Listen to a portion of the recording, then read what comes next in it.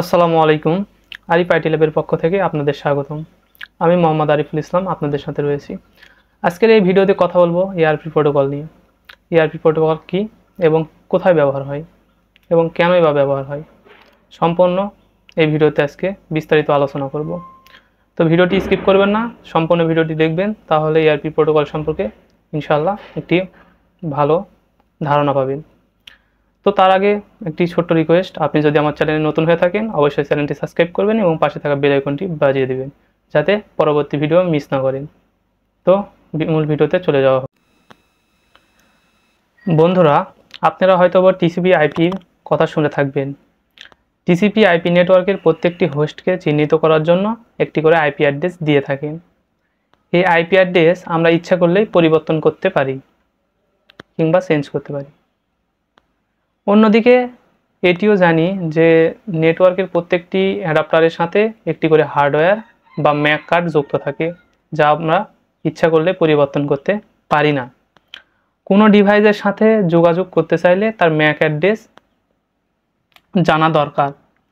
একটি কম্পিউটার যখন আরেকটি কম্পিউটারের সাথে যোগাযোগ করতে চাইবে, তখন তার আইপি অ্যাড্রেস দিয়ে যোগাযোগ করবে।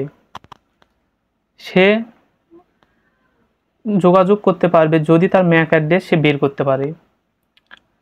প্রতিটি আইপি অ্যাড্রেসের বিপরীতে সেই ডিভাইসের ম্যাক অ্যাড্রেস কি তার একটি সারণী তৈরি করে রাখে অ্যাড্রেস রেজুলেশন প্রোটোকল, সংক্ষেপে এআরপি।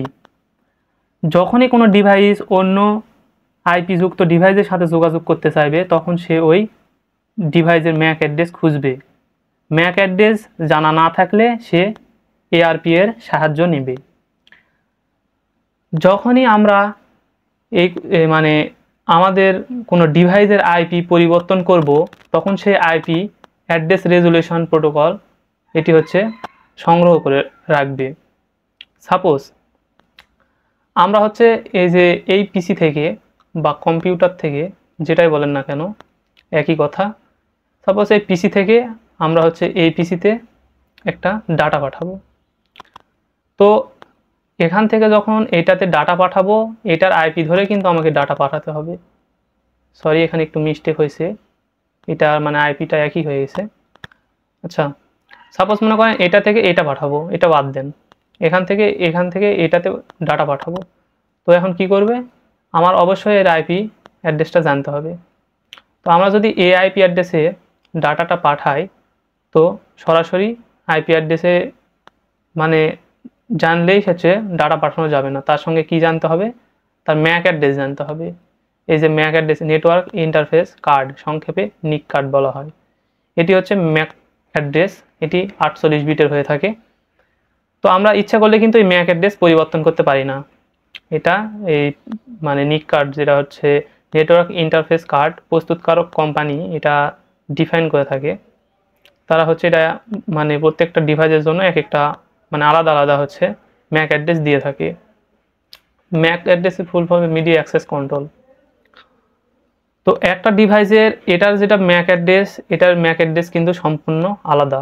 আবার আইপি কিন্তু এক হতে পারে, এটার আইপি এক, এটার আইপি এক, কিন্তু ম্যাক অ্যাড্রেস অবশ্যই আলাদা হতে পারে, থাকবে। তো যখন আমরা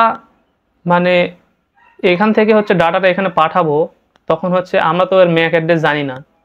কি যখন ডাটা পাঠানো হবে এখানে, তখন কিন্তু এর ম্যাক অ্যাড্রেস জানে না। তখন কার হেল্প নিবে, তখন নিবে এআরপি, এটা অ্যাড্রেস রেজুলেশন প্রোটোকল।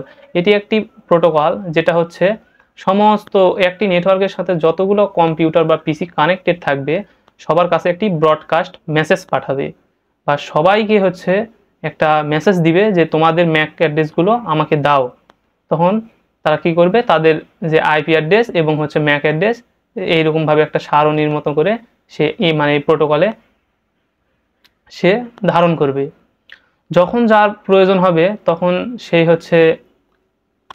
তার অ্যাড্রেস অনুযায়ী তার ম্যাক অ্যাড্রেস প্রদান করবে। যখন এই এই পিসি থেকে এই পিসিতে ডাটা পাঠানো হবে, তখন এখানে আসে এই যে রাউটার আছে, এই প্রোটোকলকে জিজ্ঞেস করবে যে আপনার কাছে কি আমি যে আইপি নিয়ে এসেছি, এই আইপির কোনো ম্যাক অ্যাড্রেস কি আপনার কাছে আছে। তখন এই প্রোটোকলটি বলবে হ্যাঁ এই ম্যাক অ্যাড্রেসটি আমার সাথে কানেক্টেড আছে, যোগাযোগ আছে, তুমি এই আইপির হচ্ছে এই ম্যাক অ্যাড্রেস, তুমি হচ্ছে সোজা এই দিকে চলে যাও, এই দিকে আর না গিয়ে এই দিকে চলে আসো। তো এই যে এআরপি ব্রডকাস্ট যেভাবে ঘটে, এআরপি ব্রডকাস্ট কিভাবে ঘটে দেখুন। এবার কোনো আইপি অ্যাড্রেসের জন্য ম্যাক অ্যাড্রেস কি এটা জানার জন্য এআরপি ম্যাক ব্রডকাস্ট রয়েছে। এই ম্যাক অ্যাড্রেস ব্রডকাস্টে নির্দিষ্ট আইপি অ্যাড্রেস দিয়ে সকল ডিভাইসের নিকট জানতে চাওয়া হয় যে হচ্ছে এই আইপি অ্যাড্রেসটি কার। মানে এই মেসেজটার মানে কোনো যখন ডাটা পাঠানো হবে, সাপোজ এখান থেকে যদি আপনি ডাটা এখানে পাঠান তাহলে, কিংবা এখান থেকে যদি ডাটা এখানে পাঠান তাহলে ওই এআরপি প্রোটোকলটা কাজ করবে কি, ওই এআরপি প্রোটোকলটা হচ্ছে সবার কাছে একটা ব্রডকাস্ট মেসেজ পাঠাবে যে এই তোমাদের এই হচ্ছে মানে আইপিতে তোমাদের মানে একটা ডাটা আসছে, এই মানে আইপিটা হচ্ছে তোমাদের কাদের। তখন করবে কি, এই যাদের হচ্ছে ম্যাক অ্যাড্রেস, তো হচ্ছে তোমাদের ম্যাক অ্যাড্রেসটি মানে ম্যাক অ্যাড্রেসের সাথে যে আইপি মানে আইপির সাথে যে ম্যাক অ্যাড্রেসটি থাকে সেটা আমাকে দাও। তো তখন হচ্ছে এই মানে অ্যাড্রেসটি তখন আর কি এআরপি প্রোটোকলে দিয়ে দিবে, তখন সেই পর্যায় সারণীতে সেটি রাখবে। কেবল ওই আইপি যুক্ত ডিভাইসটি এই ব্রডকাস্ট মেসেজের উত্তর দেয়, মানে অন্য কোনো ডিভাইসটি সেই ব্রডকাস্ট মেসেজের উত্তর দিবে না। কেবল যার কাছে ওই আইপিটি মিলে যাবে তো হচ্ছে তার কাছে কেবলমাত্র ওই মেসেজটির উত্তর দেবে। সেই উত্তরের সাথে সাথে তার ম্যাক অ্যাড্রেসটি কী হবে, মানে ওই প্রোটোকলটি নিয়ে নেবে। আচ্ছা, ম্যাক অ্যাড্রেস পাওয়া গেলে সেটির একটি এন্ট্রি এআরপি টেবিলে জড়ো হয়, যেটা মানে এর আগেরটাতে দেখালাম। এই যে এইরকম একটা তার কাছে টেবিল থাকে, সেই টেবিলে এটি হচ্ছে মানে থাকে আর কি, জমা থাকে। এই টেবিলের এন্ট্রি দেওয়ার সময় মানে 2 মিনিটের মধ্যে একই আইপি যুক্ত ডিভাইসের সাথে যোগাযোগ করার দরকার হলে ম্যাক অ্যাড্রেস জানার জন্য ন্যূনতম এই ব্রডকাস্ট ব্যবহার করার দরকার পড়ে না। ক্যাশের সাথে আপনার ব্যবহার করা হয় এবং এন্ট্রির মেয়াদ আরও 2 মিনিট বাড়ানো হয়। আপনি যখন হচ্ছে ওই ব্রডকাস্ট মেসেজটি পাঠাবে সঙ্গে সঙ্গে যদি উত্তর না আসে সেটি মানে আরও 2 মিনিট সময় বাড়ানো হবে এর মধ্যে উত্তরটি দেওয়ার জন্য। এভাবে সর্বোচ্চ